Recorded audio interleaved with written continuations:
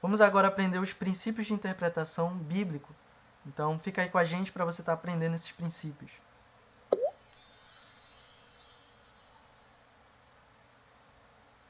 Eu me chamo Alex, sou missionário, e nós agora vamos para um outro tópico da nossa aula de hermenêutica básica.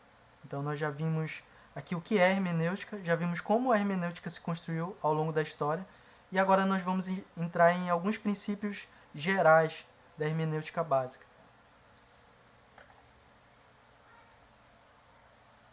Então, a hermenêutica ela é dividida em hermenêutica geral e hermenêutica especial. O que é a hermenêutica geral?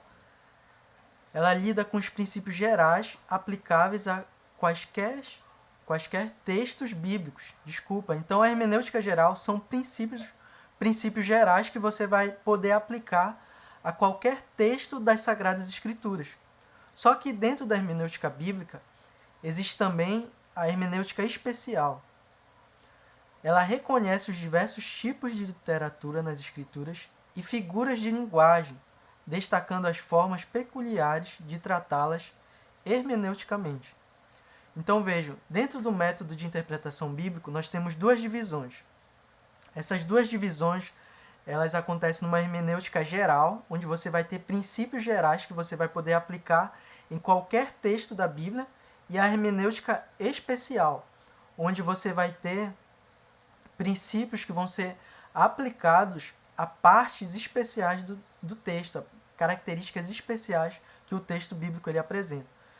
Nós vamos começar aqui por esses princípios gerais. Quais são esses princípios gerais? O primeiro princípio, autointerpretação das Escrituras. Esse é o princípio, a autointerpretação das Escrituras. Ou seja, as Escrituras são sua própria e melhor intérprete. Esse é o primeiro princípio geral. Você quer entender as Escrituras? Então utilize a própria Escritura para entender, ela mesma. Um exemplo, a carta aos Hebreus. Na carta aos Hebreus, quando você lê a carta aos Hebreus, você entende uma outra porção do Antigo Testamento, uma outra porção das Escrituras, que é ali o texto de Levítico. É claro que lendo a carta aos Hebreus você pode ter outros entendimentos, como também o texto de Êxodo, que fala sobre Moisés. Mas o que eu quero mostrar aqui é esse princípio, que a Escritura ela interpreta a própria Escritura. Por isso é muito importante você ler as Escrituras de uma forma contínua. Você pode abrir a Bíblia e ler um versículo, ler um salmo. Isso é bom, alimenta a nossa alma. Mas se você quer amadurecer, você necessita ler a Bíblia de uma forma contínua. Como assim? O que eu quero dizer?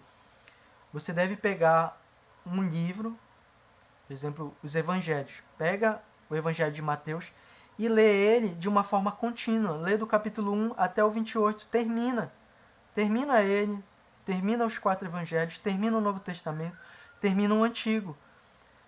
E enquanto você está lendo, aqui vai uma dica, você vai anotando suas dúvidas na Bíblia. Você coloca um ponto de interrogação, coloca assim, eu não sei o que significa essa passagem. E você colocou isso, continua a leitura. Vai lendo. O que vai acontecer? Quando você estiver lá no Novo Testamento, você vai ver, nossa, isso aqui explica esse outro trecho que eu não tinha entendido. Por quê? A autointerpretação das Escrituras. Vamos para o segundo princípio, o princípio da analogia da fé. Uma passagem bíblica deve ser interpretada em harmonia com a fé. Positivamente, o que significa? Que uma passagem bíblica deve ser interpretada à luz do ensino geral e uniforme das Escrituras. E negativamente, que as Escrituras não podem contradizer a si mesmas. Um exemplo disso é o que o Paulo diz sobre fé e Tiago diz sobre obras. Paulo estava falando para um público diferente. Era um público legalista. Para eles, a fé era afirmada pelas obras deles. Já Tiago está falando para um público antinomista. Esse público antinomista era o público que Tiago estava falando. Então, por isso que Tiago vai dar ênfase nas obras. Porque para esse povo bastava ter fé e não ter obras. Já diferente de Paulo. Para o público de Paulo bastava ter obras, bastava obra e sem fé, fé no Cristo. Para eles a salvação ela vinha através da prática das obras. Isso era o público de Paulo. O público de Tiago era o quê? Que não precisava fazer obra nenhuma, pois se eu já tenho fé, já tô salvo, não preciso fazer nada, praticar nada. Então o público deles era diferente. Então assim nós conseguimos entender o que Paulo está dizendo e o que Tiago está dizendo. Um terceiro princípio geral que nós vamos ver aqui é o princípio cristológico. Cristo é a chave para a interpretação da Bíblia, porquanto toda ela, inclusive o Antigo Testamento, se refere a ele, se concentra nele e dá testemunho dele. Perspectiva neotestamentária. Exemplo, Romanos 5, do 12 ao 21. Vamos ler juntos aí. Romanos 5, do 12 ao 21. Desculpa aí que caiu aqui a minha caneta, mas beleza. Vamos ler aí Romanos 5, do 12 ao 21. Abram aí as Bíblias de vocês. Pode dar uma pausa aí no vídeo para você pegar a sua Bíblia. Vamos abrir aqui em Romanos 5. Diz assim: portanto, da mesma forma como o pecado entrou no mundo por um homem e pelo pecado a morte, assim também a morte veio a todos os homens, porque todos pecaram. Pois antes de ser dada a lei, o pecado já estava no mundo. Mas o pecado não é levado em conta quando não existe lei. Todavia, a morte reinou desde o tempo de Adão até de Moisés. Mesmo sobre aqueles que não cometeram pecados semelhantes à transgressão de Adão, o qual era um tipo daquele que haveria de vir. Entretanto, não há comparação entre a dádiva e a transgressão, pois se muitos morreram por causa da transgressão de um só, muito mais a graça de Deus, isto é, a dádiva pela graça de um só homem, Jesus Cristo, transbordou para muitos. Não se pode comparar a dádiva de Deus com a consequência do pecado de um só homem. Por um pecado veio o julgamento que trouxe condenação, mas a dádiva decorreu de muitas transgressões e trouxe justificação.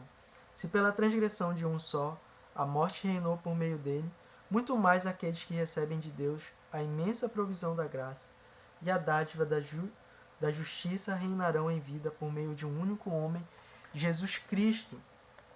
Consequentemente, assim como uma só transgressão resultou na condenação de todos os homens, assim também um só ato de justiça resultou na justificação que traz vida a todos os homens. Logo assim, como por meio da desobediência de um só homem muitos foram feitos pecadores, assim também por meio da obediência de um único homem muitos serão feitos justos. A lei foi introduzida para que a transgressão fosse ressaltada, mas onde aumentou o pecado, transbordou a graça, a fim de que assim, como o pecado reinou na morte, também a graça reine pela justiça, para conceder vida eterna mediante Jesus Cristo nosso Senhor. Então aqui a ênfase é dada a Jesus Cristo. Você pode ver que o escritor do Novo Testamento, ele faz isso. Então a perspectiva do Novo Testamento apontando para Cristo. Esse é o princípio cristológico. A chave para a interpretação da Bíblia é Jesus Cristo. O quarto princípio, interpretação de passagens obscuras. Como eu vou entender passagens obscuras? Passagens de difícil entendimento. Esse é o princípio. Passagens mais obscuras devem ser interpretadas à luz de passagens mais claras. A ressurreição dos mortos. Como eu vou entender a ressurreição dos mortos? Lendo um texto que fala sobre a ressurreição, 1 Coríntios 15. Então lá Paulo fala sobre a ressurreição dos mortos. Como isso vai acontecer? Esse é o princípio. Nós temos aqui então, diante de vocês, quatro princípios gerais de interpretação. O primeiro princípio é a autointerpretação das Escrituras. O segundo princípio que nós vimos aqui é o princípio que vai mostrar para nós que o texto bíblico ele tem que estar em harmonia. Não há contradição entre os textos bíblicos, que é chamado a analogia da fé. O terceiro princípio é o princípio cristológico. Através de Cristo nós podemos entender as Escrituras. O quarto princípio é o princípio de passagens obscuras. Como entender passagens obscuras? Lendo passagens que estão mais claras desse assunto. Então esses 4 princípios são os princípios gerais. Vamos entrar agora em princípios específicos de interpretação da Bíblia. Nós vamos começar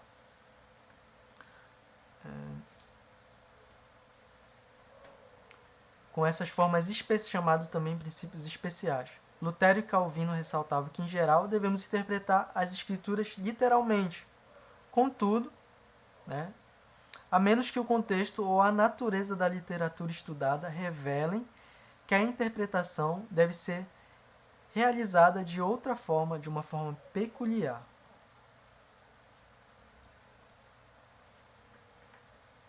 Vamos entender isso. Você não lê um texto de comédia como você lê um texto científico. Você não lê uma bula de remédio como você lê uma poesia. Ou seja, existem características, gêneros literários, figuras também de linguagem, que nós vamos ver aqui, ou seja, são características especiais que um texto ele contém.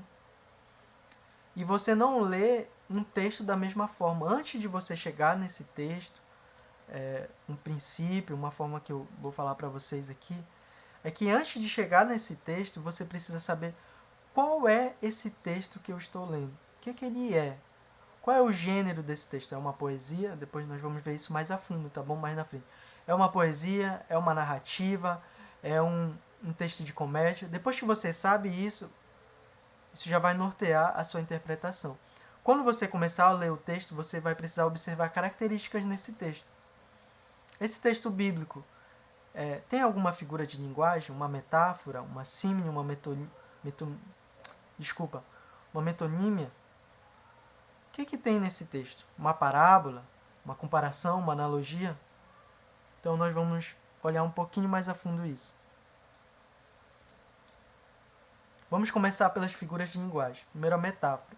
O que é uma metáfora? É uma palavra ou expressão com sentido figurado, aplicada a outra para sugerir relação entre ambas.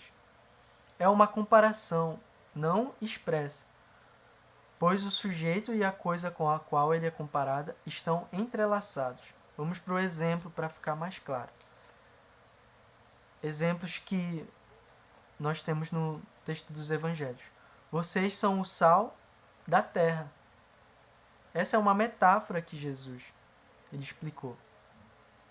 Não quer dizer que você é literalmente um sal, que vão pegar você e colocar numa carne, vão pegar você e colocar numa sopa.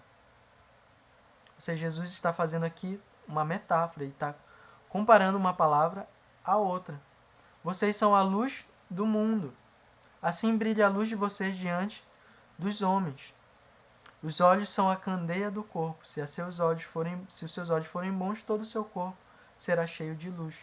Outro exemplo, João 8,12. Eu sou o caminho. Então são metáforas, essas palavras que levam a dar sentido a outras. Uma outra figura de linguagem que é usada nos textos bíblicos, a símile, é uma comparação expressa que utiliza palavras como semelhante ou como, mas o seu ponto fundamental é que a ênfase recai sobre algum ponto de similaridade entre duas ideias, grupos, ações, etc. O exemplo. Jesus ele é comparado como um leão, o leão da tribo de Judá. Ele é comparado a um leão. Essa comparação quer dizer que Jesus ele tem a forma de um leão? Não. Isso quer dizer que Jesus ele tem a força, a ferocidade, a imponência do leão. Isso não quer dizer que Jesus é um leão, que ele tem 4 patas, que ele tem uma juba. Outras vezes também ele é comparado como o bom pastor, comparado também como um rei. É comparado também como Deus é comparado como uma galinha que põe os seus filhos embaixo das asas. Isso não quer dizer que Deus ele tenha asas. Jesus ele tem asas. Então, essa é uma figura de linguagem. A outra, metonímia, é a substituição de um nome por outro, em virtude de haver entre eles algum relacionamento. Alguns tipos de metonímia. continente pelo conteúdo, a causa pelo efeito e vice-versa, o lugar de origem pelo produto, o autor pela obra, a matéria pelo produto, o símbolo pela realidade. Vocês podem ver isso com marcas de produtos. Um exemplo, a goma de mascar. Como é que nós chamamos? Chiclete. A palha de aço, Bombril. Esses são alguns exemplos. Exemplos bíblicos. Eles têm Moisés e os profetas que os ouçam. O que é Moisés e os profetas? É a lei. O sangue de Jesus Cristo, seu Filho, nos purifica de todo pecado. Você consegue identificar aí qual a metonímia nesses versículos? O sangue de Jesus nos purifica de todo pecado, ou seja, a salvação de Cristo. Uma hipérbole é uma figura retórica que engrandece ou diminui exageradamente a verdade das coisas. Vejam aqui a hipérbole. Se o seu olho direito o fizer pecar, arranque e o lance fora. E se a sua mão direita o fizer pecar, corte e o lance fora. Ou seja, se eu não sei que nesse texto é uma figura de linguagem, o que eu vou interpretar? Que eu preciso tirar os meus olhos e jogar fora. Eu preciso cortar a minha mão para que eu não peque. Existiam figuras na história que interpretaram esse texto de forma literal e cortaram os seus membros. Vejam como é importante entender essa característica especial. Porque você repara no cisco que está no olho do seu irmão e não se dá conta da viga que está em seu próprio olho. Sinédoque aparece quando se toma parte pelo todo ou todo pela parte, em uma relação de extensão menor pela extensão maior e vice-versa. A minha carne repousará segura todas as vezes que beberes este cálice, ou seja, tomo todo pela parte ou vice-versa. Ironia consiste em se expressar o contrário do que se quer dizer. Exemplo, gritem mais alto, talvez ele esteja dormindo. Aqui uma heresia de Elias, naquele caso, no monte. Aqui nós já estamos entrando nesse outro texto, que é a parábola. Então vamos olhar aqui de uma forma específica para parábola. Uma parábola também, Jesus utilizava diversas parábolas. Quais são as características da parábola que nós devemos observar? Foram contadas objetivando, além de cativar os ouvintes, fazê-los pensar nas suas próprias ações, permitindo-lhes comparar suas vidas aos relatos parabólicos e dar alguma resposta às verdades ensinadas. Então Jesus ensinava verdades por meio de parábolas. Essas parábolas elas serviam como ilustrações de verdades que Jesus queria ensinar. Alguns princípios de interpretação. Familiarizar-se com elementos históricos, geográficos e culturais de passagem. Exemplo, a parábola das 10 virgens. Então precisamos nos caracterizar o que é aquele momento. Precisamos ler o que era uma virgem naquela época. Como era um cortejo do casamento. Devemos levar em consideração o contexto imediato. O que vem antes e o que vem depois que é contado uma parábola. Mais na frente nós vamos ver um exemplo, tá bom? Deve-se identificar o foco ou focos da parábola. Não se detendo aos detalhes que servem apenas para compor o cenário da história. Precisamos observar qual é o foco da parábola. Normalmente isso vem antes da parábola. Observar se a parábola indica explicitamente seu objetivo. Por exemplo, a parábola do banquete de casamento. Ela indica explicitamente que o objetivo é ensinar que muitos são chamados, mas poucos são escolhidos. O próprio texto fala isso. Ele fala justamente esse ponto. Vimos aqui essas características especiais. O que nós precisamos entender?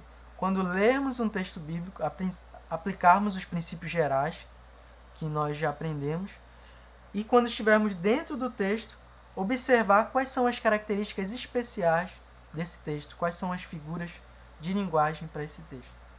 Vamos na próxima aula observar as características, os gêneros literários e suas características.